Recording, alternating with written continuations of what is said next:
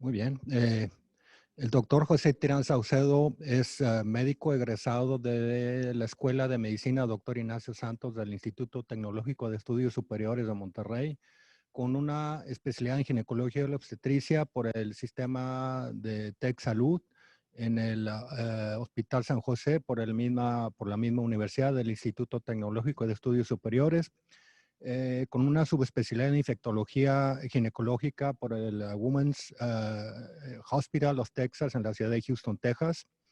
Es miembro del American College of Obstetrics and Gynecology. Es miembro también y supervisor de la sección México Distrito 7 de la misma ACOC, secretario y tesorero de la sección México Distrito 7 de la ACOC. Es miembro recertificado por el Consejo Mexicano de Ginecología y Obstetricia. Es autor de múltiples pósters, artículos y capítulos de texto que se han publicado con respecto a la misma especialidad en México, Estados Unidos y en Europa.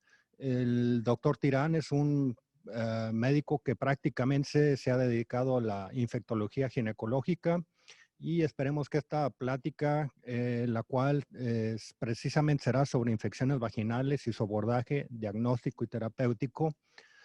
Y pues bueno, pues cuántas veces nosotros, doctor Aguayo, pues nos hemos enfrentado a pacientes que han sido todo un reto en nuestra práctica clínica, en la cual hemos visto pacientes que hemos tratado con diferentes tratamientos médicos, óvulos vaginales, tratamientos, etcétera, sin encontrar a veces los resultados. Y tenemos pacientes que están recidivando, recidivando y recidivando, ya no hallamos ni qué darles, ¿verdad? No sé qué opinas, Arun. Sí, la verdad que es un verdadero reto todas estas pacientes que las vemos día a día. Eh, Les realizamos cultivos negativos, múltiples tratamientos y siguen llegando con estas recidivistas de las infecciones. Sin más palabras, cedemos la palabra al doctor José Tirán Saucedo.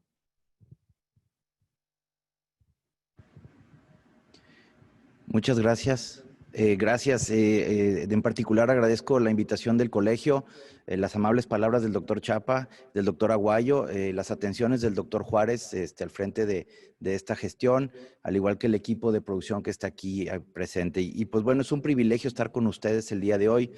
Los formatos han cambiado y nos ha obligado el COVID a modificar muchas de las cosas que hacemos, incluida la manera en la que tenemos que hacer las presentaciones y los congresos para poder mantener el enriquecimiento académico.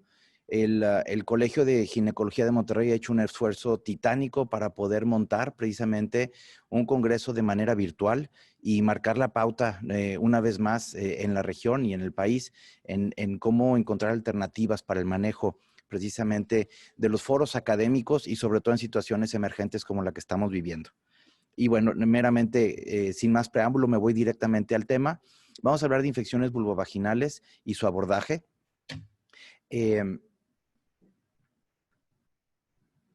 Muy bien, la que sigue, perdón, yo le estoy dando al revés, es mi culpa, ya. Antes de empezar, les digo un poco lo que hago, porque no vengo a venderles ningún medicamento ni nada, es meramente un disclosure. Y vamos a hablar concretamente, para poder hablar de anormalidad o de infecciones, necesitamos comprender la normalidad, es decir, la ubiosis versus la disbiosis. Hay muchos términos que estamos utilizando hoy en día para hablar de lo que en algunos textos anteriores hablamos siempre de flora vaginal, ha ido evolucionando a hablar de microbiota vaginal, microbioma vaginal, microflora vaginal, un ecosistema vaginal o una comunidad microbiana vaginal. La realidad es que no hay mejor o peor término, todos estos términos son indistintos y pueden ver en la literatura que hay un debate sobre estos términos y la verdad es que estamos gastando letras y renglones en algo que no aporta. Tenemos que enfocarnos más en cómo ser efectivos en los tratamientos y lograr llegar a puntos específicos de beneficio para nuestras pacientes. Recordemos que lo que es el ambiente vaginal normal, Uno de los primeros factores importantes es que la vagina no es una mucosa, es un epitelio y por ende su comportamiento es distinto y nos permite tener otro tipo de elementos para poder trabajar con precisamente las infecciones aquí.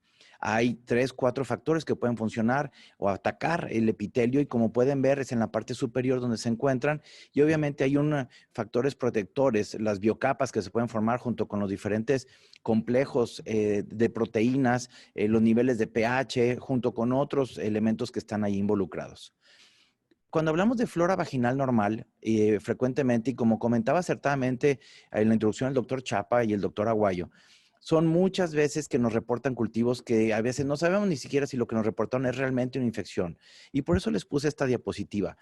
Estas son todas las bacterias que forman normalmente parte de la flora vaginal. Pueden encontrar cualquiera de ellas. Y no necesariamente porque aparezca una de ellas significa que necesariamente tenemos que ir a aventar un tratamiento a ese microambiente o ese ecosistema vaginal.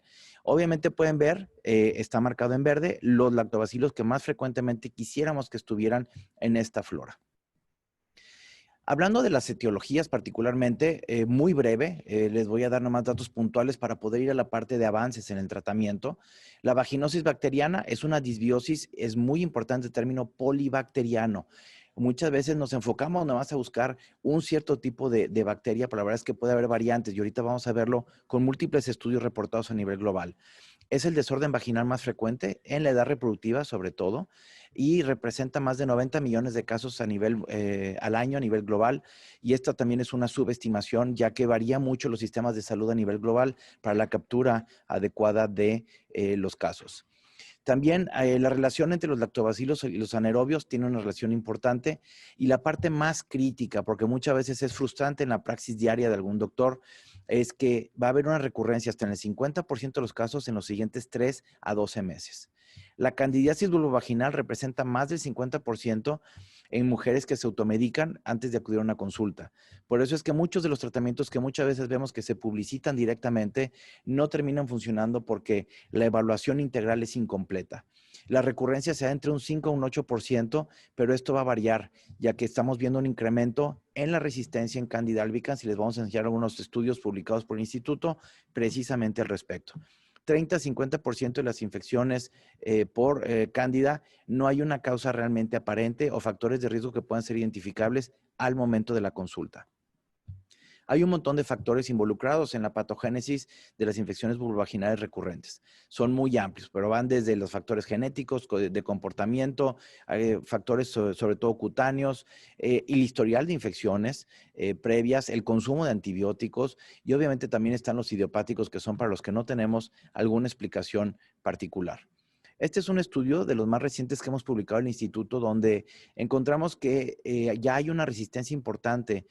Por ejemplo, en Candida albicans, el 15% de ellos fue resistente completo y 9% intermedio al fluconazol y 6% resistente e intermedio también al voriconazol.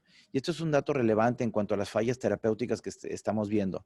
Lamentablemente, fluconazol es un gran medicamento que actúa muy rápido, sin embargo, el incremento en la resistencia está siendo uno de los problemas que vamos a tener que enfrentar ya en el futuro. Y vean cómo Candida glabrata, como sabemos, es 42% con resistencia intermedia a fluconazol y 5% a voriconazol. Obviamente, recuerden que también tiene que ver, hay diferentes imidazoles para cada uno de los diferentes 150 variantes de Cándida que existen. La composición de la microbiota vaginal va a variar de acuerdo a la edad, la actividad y el tipo de vida. Hay múltiples estudios al respecto. Una de las cosas que quisiera comentarles es que cuando ustedes ven un estudio y donde se utiliza la escala de Nugent, son estudios que realmente tienen grandes inespecificidades y grandes errores en su elaboración, porque es muy complejo hacer la escala de Nugent. Tenemos una tendencia mayor a ver los criterios con las escalas de Amsel, que son más relevantes y más precisas. Y pueden ver aquí en esta gráfica, del lado izquierdo, donde se ve realmente los puntos, se ven pocos puntos azules, es cuando vemos los controles saludables, cuando hay poca presencia de alteraciones por una vaginosis bacteriana. Y del lado derecho, vean cómo se plagó el cuadro completamente, donde realmente ahí hay un cambio en la flora y es cuando cambia la predominancia precisamente las bacterias sobre los lactobacilos, por ejemplo, que generan el pH ácido a nivel vaginal. Y aquí lo pueden ver. En los controles, el 86.7% representaron la flora normal, como debiera de estar, y hoy pueden ver que son preponderantemente lactobacilos. Nuevamente regreso a la gráfica y vean cómo cuando tenemos un factor intermedio, que es la parte que veían en medio de los dos cuadros, esto baja a 74%, es decir, ya estamos en un riesgo, pero sobre todo hay un shift o un cambio a una mayor presencia de los lactobacilos inners. Y vean, por ejemplo, aquí, cuando ya tenemos bien plantada la vaginosis, vean el cambio. Ya no hay, por eso es que es mi polimicrobiano, ya no hay una prevalencia de lactobacilos en esta zona y es fundamental comprender esto para poder ejercer el tratamiento adecuado. También vean, por ejemplo, los cambios en la microbiota posterior al utilizar antibióticos o tratamiento antimicrobiano. Y esto es muy importante porque prescribimos muy fácil tratamientos. Muchas veces sentimos que no hacemos medicina si no mandamos a los pacientes con una receta a domicilio. Y esta es una percepción que tiene que cambiar. Y vean, por ejemplo, en este caso, donde ustedes ven que están las gráficas, pueden ver una gran variante de colores del lado izquierdo y luego al centro hay una línea que tiene cuadros rojos, amarillos y azules. Los azules es donde están los pacientes sanos, en amarillo son los que tienen candidiasis y en rojo son los que tienen la vaginosis bacteriana.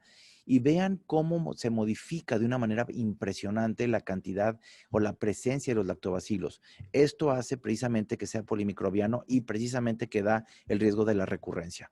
Y precisamente ahí están marcados. La predominancia de lactobacilos va de un 70% como debe de ser.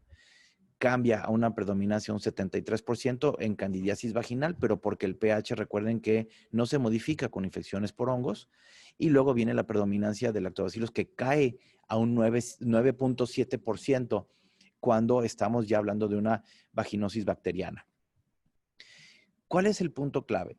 ¿Por qué estamos teniendo infecciones vaginales recurrentes? Como les comenté, ya es una condición propia de la propia patología que estamos viendo que están padeciendo nuestras pacientes, pero también se agrega la resistencia microbiana. Tenemos un incremento lamentable en la resistencia microbiana y el aparato reproductor femenino junto con el aparato geniturinario son de los lugares más críticos a nivel mundial ahorita para generar bacterias pan-resistentes por el mal tratamiento que se les da.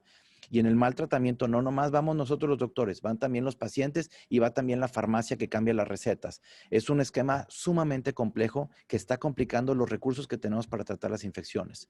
También, otros aspectos es que al momento en que hay resistencias empezamos a cambiar de antimicrobianos, pero estos antimicrobianos no tienen la misma capacidad de penetración tisular para poder erradicar las biocapas, como pasa con metronidazol, por ejemplo. Y por eso es que muchas veces hay que dar tratamientos recurrentes. Y obviamente viene la tercera parte, que es la falla o lo que no hacemos al restablecer la microbiota y poder ayudarle más a nuestros pacientes. En el impacto que pueden tener al tener una infección de este tipo, pues hay un riesgo incrementado de una enfermedad pélvica inflamatoria, partos pretérminos, coriamnionitis, endometritis y transmisión obviamente de infecciones de transmisión sexual, como ustedes ya conocen, que va desde el herpes, VPH, VIH, gonorrea, clamidia, tricomonas. Esto tiene un enorme impacto emocional, social y sexual en la vida de nuestras pacientes. Hay una gran cantidad de controversias al respecto. ¿Cuáles son los correctos métodos diagnósticos? El doctor Aguayo comentó ciertamente que se piden cultivos y lamentablemente hay laboratorios que tienen la tendencia a reportar los cultivos prácticamente todos negativos y esto es un error operacional severo. El tratamiento empírico que muchas veces se da y es cuando realmente es lo que yo le llamo hacer el diagnóstico por teléfono en base al color, la frecuencia, la duración, los síntomas, ver si con esto funciona, pero ahí tenemos un riesgo de falla de más del 50%. Por eso es que es importante ver estas pacientes. Y obviamente la transmisión sexual es muy importante y les voy a dar datos específicos al respecto. Factores de riesgo asociado, y estos son datos del instituto, por eso pueden ver que no hay una referencia específica. Dentro de poco ya vamos a publicar este paper. Viene que la higiene femenina, el abuso de jabones, duchas vaginales y toallas sanitarias, sobre todo los protectores diarios, son un problema muy importante. El uso de espermicidas, la cantidad de parejas sexuales, el uso de antibióticos, las biocapas que se forman y no se quitan y el tabaquismo como tal. Y les daré 2, 3 pinceladas muy rápido de datos al respecto. Este es un estudio que se publicó bastante bien hecho sobre la asociación del riesgo sexual, del alto riesgo sexual comparativamente con la microbiota y la flora vaginal presente. Y pueden ver que del lado izquierdo vienen las que no son trabajadoras sexuales y venía precisamente una frecuencia de 58-42% en la predominancia de lactobacilos y vean cómo cambia la diversidad de la microbiota a las que eran trabajadoras sexuales del lado derecho, cómo cae esa predominancia al 17% y el 83% se convierte en polimicrobiano. También los factores de comportamiento médico para este tipo de cosas, este tipo de infecciones, y este es otro estudio hecho también en trabajadoras sexuales, pueden ver cómo viene marcado precisamente donde está la flecha, como si hay una modificación importante cuando cambiaron de pareja en los últimos 7 días. Entonces, aquí hay un gran hallazgo que hemos comentado muchas veces, que bueno, de las cosas más contaminadas que pueden entrar y disrumpir o romper el equilibrio de la flora vaginal es el pene. Entonces, es muy importante trabajar en la educación con las pacientes precisamente para que tengan esto. Y no siempre es así. Frecuentemente empieza a haber una caída, pero conforme se regulariza el contacto sexual, esto mejora. Y es lo que le llamamos muchas veces lo que es el fitness de la flora vaginal. También, este es un artículo mayor publicado fenomenal sobre los cambios tan profundos y rápidos que se dan en la microbiota vaginal después de que se da tratamiento antimicrobiano contra la vaginosis. Y pueden ver aquí cómo hay un cambio dramático. Del lado izquierdo, estos cuadros se dan los antibióticos y cae rápidamente los diferentes bacterias ahí involucradas y vean cómo se repone muy rápido lo que es la flora vaginal.